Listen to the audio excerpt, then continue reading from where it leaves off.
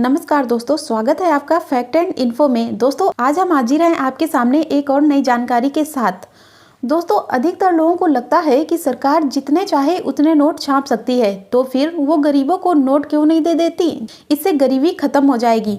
यकीन मानिए दोस्तों, ये सवाल मैंने टीनएजर से नहीं बल्कि कई एडल्ट्स के मुंह से भी सुना है। इस सवाल का जवाब आज आपको इस वीडियो में मिल जाएगा और ये जानकारी आपका नॉलेज बढ़ाने के बहुत काम आ सकती है, इसलिए इस वीडियो को अंत तक देखिएगा।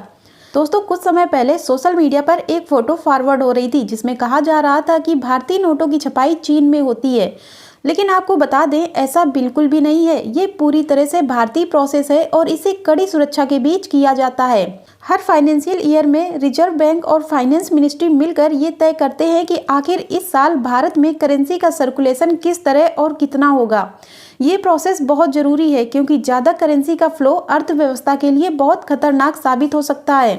दोस्तों नोटों की छपाई के कुछ नियम होते हैं। नोटों की छपाई के लिए भारत में 1956 से ही मिनिमम रिजर्व सिस्टम का पालन हो रहा है, जिसके तहत आरबीआई को अपने कोष में 200 करोड़ या उससे अधिक रुपए नोटों की छपाई के लिए हमेशा रिजर्व रखने होते हैं।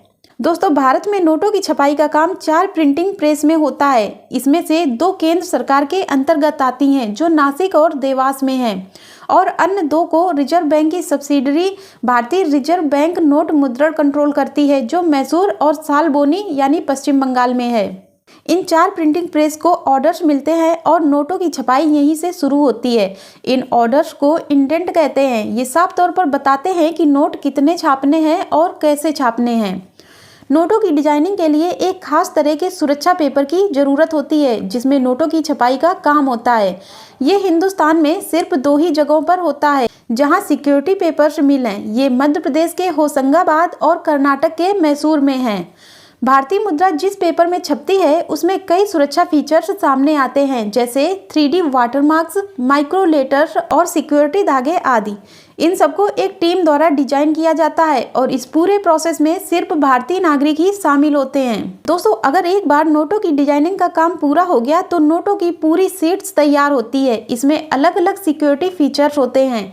एक नोट शीट से 2000 के नोट के लगभग 20 नोट निकाले जा सकते हैं। 2000 का नोट भारतीय मुद्रा का सबसे बड़ा नोट है। ये ना सिर्फ वैल्यू में बड़ा है बल्कि ये लंबाई चौड़ाई में भी सबसे बड़ा है। दोस्तों भारतीय करेंसी में अलग अलग तरह के नोट हैं जिनकी छपाई का खर्च भी अलग अलग होता है। ये सारा डेटा आरबीआई के आंकड़ों के हिसाब से ही है। जैसे 10 रुपए के नोट को छापने में 0.96 रुपए का खर्चा आता है और 20 रुपए का नोट छापने में 1.5 यानी 1.5 रुपए का खर्चा आता है।